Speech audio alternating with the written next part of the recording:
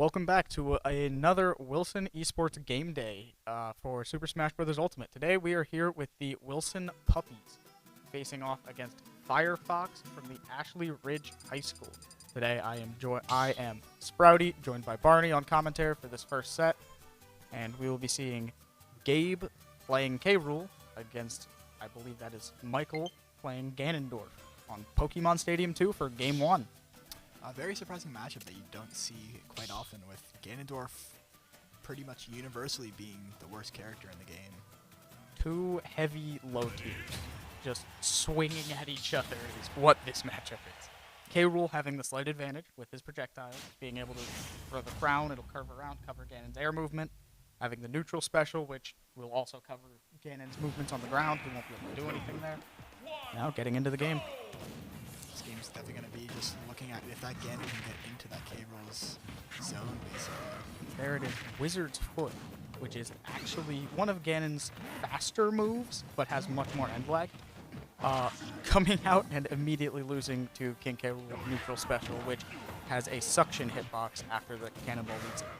Yeah, Ganon here just can't seem to get close and can't get through that armor right there with that smash attack. King K. Rool having that armor that will help slightly against Ganondorf, but you have to be very careful as a smash attack could break it in 1 to 2. There it is, a raw F smash, almost taking stock at 80 on a heavyweight character like King K. Rool. And there it is, another one. Just couldn't get that move out to get that armor. Just smash attack comes straight through. I believe that he did get it out in time. It's just the fact that the armor can only block low percent moves. Ganondorf forward smash, dealing around 20, isn't low enough and has more knockback. If you watch with K-Roll, if he keeps hitting that against his armor, if it does connect, it can break. Yeah, it could break, and a shield break against Ganondorf would be very bad, as he does have that Warlock Punch. Warlock Punch being one of the slowest moves in the game. Oh, K-Rool being able to survive it, though. Now, right there is a trick that most Ganon players will go for, where they'll use a move called Flame Choke off stage, which will drag their opponent down with them. But if you mash fast enough, you can get out of it before Ganon hits that blast. It's really bad for Ganon because it's one of his only moves that give him horizontal recovery. Yeah, and if your opponent will just sit on the ledge, you can't use it to get the ledge. You must use your up special. Yeah. So just K-Roll forcing him to go low, and he has all those many moves to get spike and keep him off stage. Gabe doing a great job with those down smashes. Hopping over Wizard's Foot, which is actually one of the most reactable moves due to its startup. And another flame choke. He's trying to get, I believe, F-tilt. Down smash. Wow, reading the tech. Trying to read a tech, at least. Which could be. Gabe trying to get a counter there. Flame choke, I'm surprised not hitting because of it. He's just out of his range, and now down throw is going to take it. Yep, there we go. Down throw, down smash. A little bit of a mix-up for a combo. Normally it's down throw up tilt that people will use as K-Rool, but I guess he was confident that the Ganon player couldn't mash out in time. Gabe taking game 1. Very important thing to learn is just against K-Roll is down tilt and down throw can both ground, so being able to mash that is detrimental at that percentage. Have to be ready to mash at any given moment. And Spreddy, could you explain what mashing is exactly? Mashing, the most effective way to do it at least, is to spin both sticks on your controller and mash both triggers until you get out of whatever you're in. You can mash out of grabs, stuns, and grounding moves, which, right there, if the K-Rool mashed a little quicker, I believe he could have gotten out before the down smash hit. Which is why normally K-Rool players will do down throw up tilt, as it covers the jump that they have to do when they get out of the ground. Now, mashing for some characters, though, swapping to Terry. A big change there, actually, as Terry will have the advantage in the matchup now, while K-Rool had the advantage over Ganon. Yeah, very different playstyle for the opponents here. Plus, now he has Power Wave. He has a projectile of his own that he can throw that can counteract the damage from both the cannonball and the crown. And Terry, unlike Ganon, just gets better and better the more damage you deal at him. As well as Terry can play in the air while Ganon can't. Terry has a faster jump, a higher jump, as well as he has air combos if he hits that landing up air, that landing nair. There's a lot of moves that Terry can do to get away from King K. Rool. Plus, the armor doesn't really impact him, as the armor, sure, it'll negate some of the damage, but Terry, being a fighting game character, will be able to combo off of any hit, whether it's blocked or not. Going to be playing on small battlefield here. Taking away a platform in the middle. Looks like they want a little less room. They don't want Gabe to have as much room with the crown as he did on PS2. Wants to make it a little bit easier to approach here while also having that safety of the platforms there to get away from projectiles. Battle of the Blue Boys with Blue Terry and Blue K. Rool coming out here.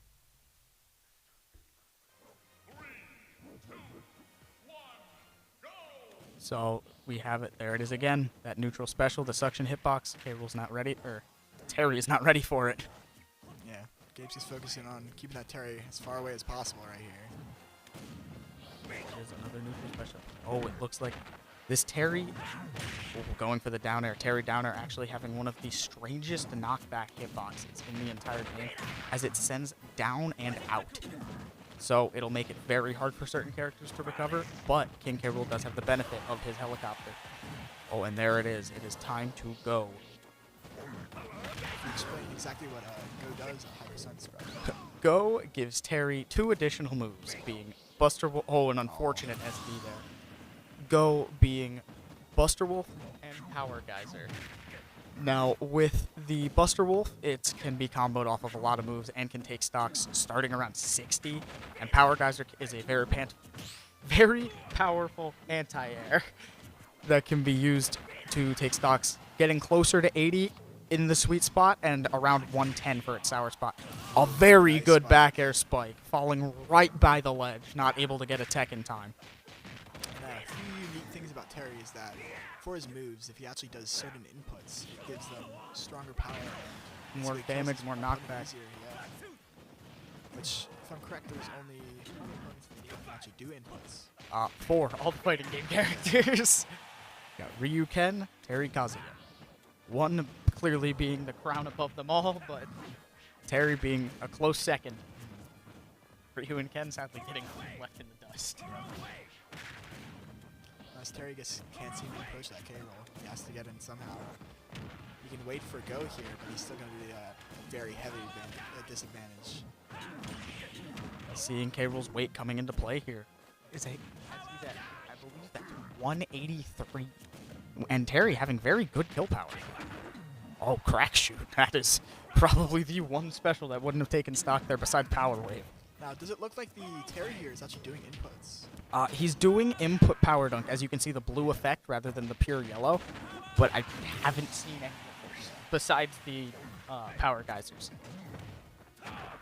There we go. Gabe having the slight advantage, as he has Terry at a percent where he could potentially take stocks, and Terry doesn't have Go. So he doesn't have his comeback mechanic right now. Bad jab, crack shoot. Very confusing with these crack shoots, but it seems to be working rather well. 94. See, there it is. Gabe trying to take the stock before Go can come into effect. Yeah, best situation here for Gabe is just hit him with a heavy smash attack or something and just get him out of the game as fast as possible. Power dunk getting close to taking stock, dealing 30% as jab, jab, power dunk. Very strange combo, to say the least. Terry's going to get Go there, and Gabe's looking in a very dangerous situation here. Waiting on the platform, waiting for Gabe to make a mistake. Gabe doing what he should be, setting up his wall of projectiles, not allowing Terry through it. And there it is, Power Geyser. It looks like he knows how to do. There's the Buster Wolf, not getting the down tilt before, though. Jab, jab, Buster Wolf isn't. Does that take? That does take. Looks like it's going to take there. A good job to Gabe. A good 2-0 victory over his opponent. King K. Rool taking it in a rather difficult matchup. We And also have our second team for Wilson winning a 2-0 matchup with Bulldog our very own Blitz. Jack Peacock. yeah, Bulldog Blitz taking their first set. And the Bone-Breaking Bulldogs, it looks like, are heading into a Game 2 up 1-0 for the Portella. We are going into a rather exciting game day here at Wilson. We will be right back with our next player, which I believe will be Fred. We will be right back with you.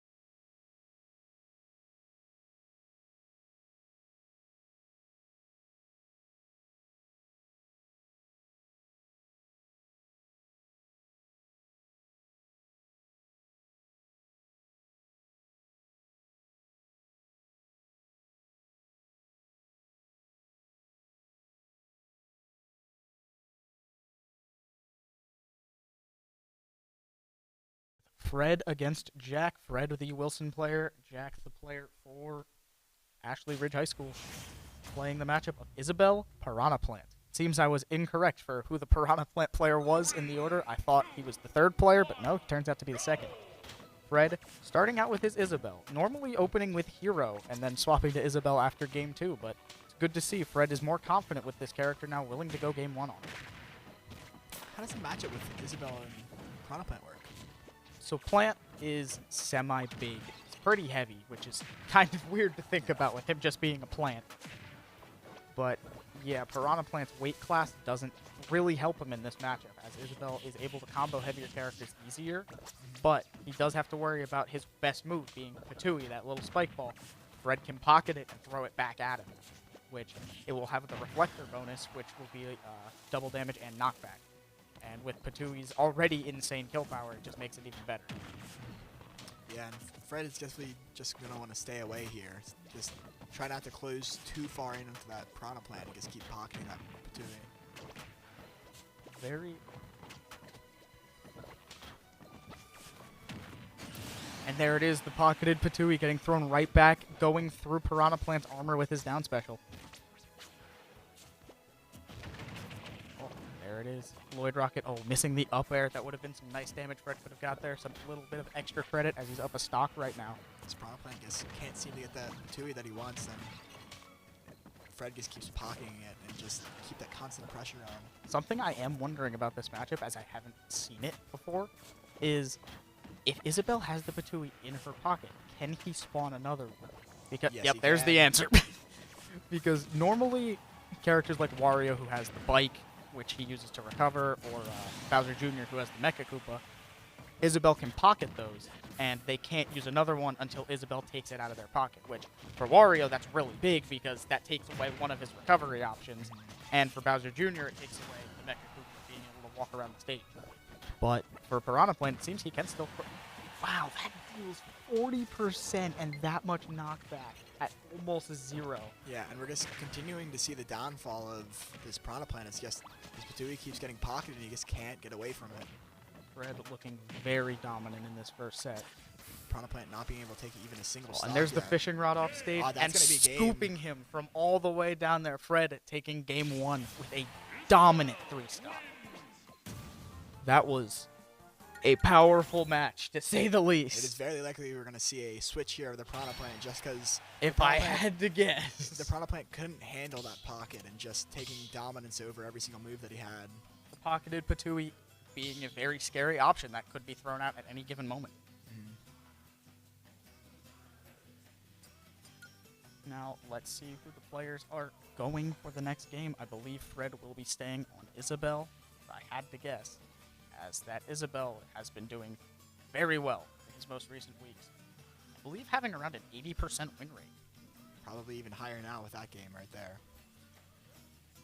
One of the higher win rates for a dual main player on this team.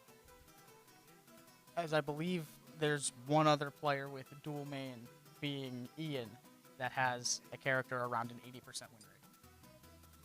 Because I believe his Bowser is at that. We're going to see a Piranha Plant Piranha again. Plant. Wow, surprising. Hey, maybe his teammates or coach found something that we didn't see.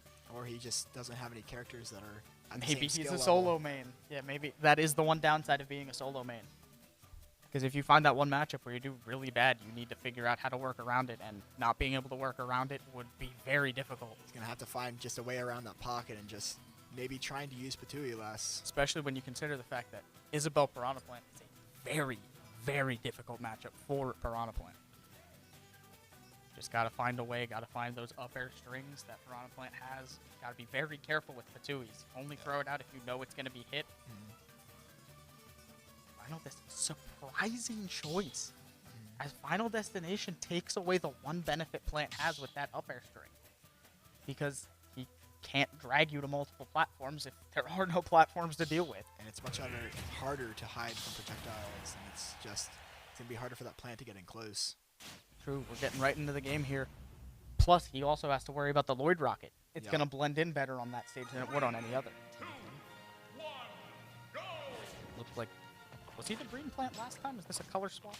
I do believe this is a color swap. Maybe that's it. Maybe the green plant. Another thing I'm wondering, can Isabelle pocket the poison cloud? I would believe so, due to it being a projectile. It's just, it would, Maybe that's the one that can't be. Maybe only in the starting animations of it. I don't think True. after. Maybe once it's out, it can't be. Yeah.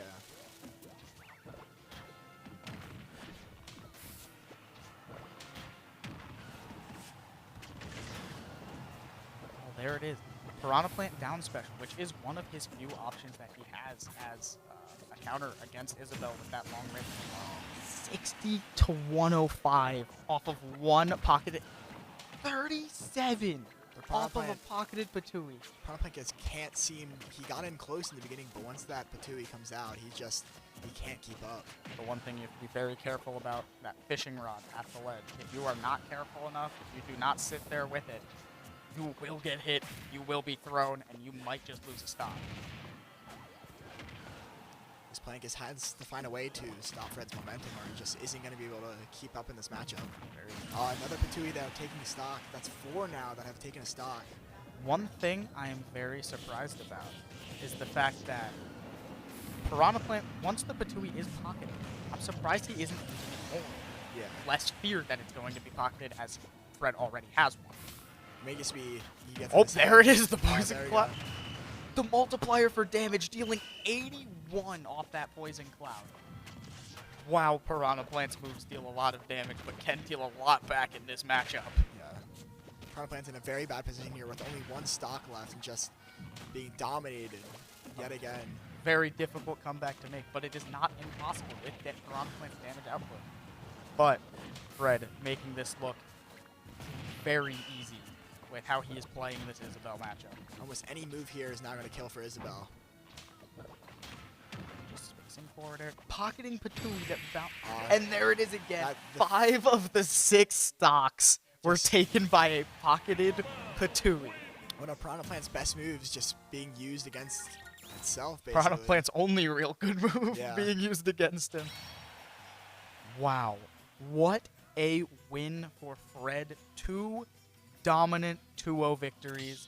The Wilson Puppies taking it over Ashley Ridge High School's Firefox. Now, I don't know if we will be playing the 3rd set or not. We have to wait for the other team's coach to reply. But in the meantime, we will, I guess, wait and prepare Darren for his game should he play it. Now, we will be right back with you.